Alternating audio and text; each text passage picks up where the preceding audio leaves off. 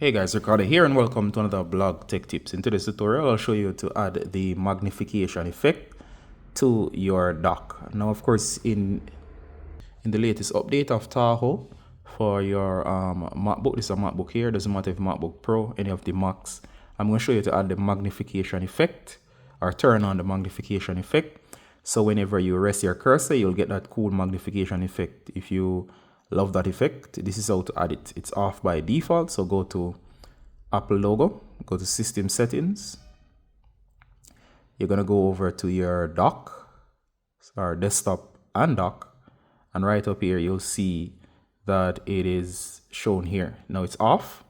You're gonna set it. All right, so you have different options. You can set it. If it's too small, it won't make an effect, so at least bring it to the midway point.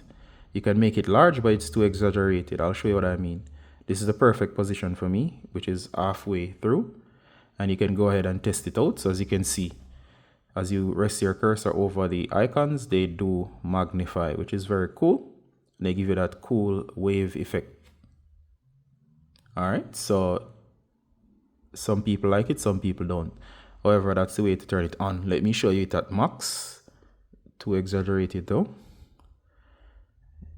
And it might just be perfect for some people. So it's up to you and what you're looking for. It does look relatively okay. It doesn't exaggerate them to the point that they're too pixelated, so it's okay. All right, so if you want it at that level, go ahead and leave it there. And of course, there you go.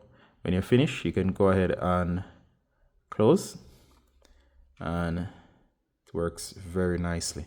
All right, so that's how to, on your device, add the magnification to the bar down here. All right, so hope that was useful, and see you in the next one, guys. Bye.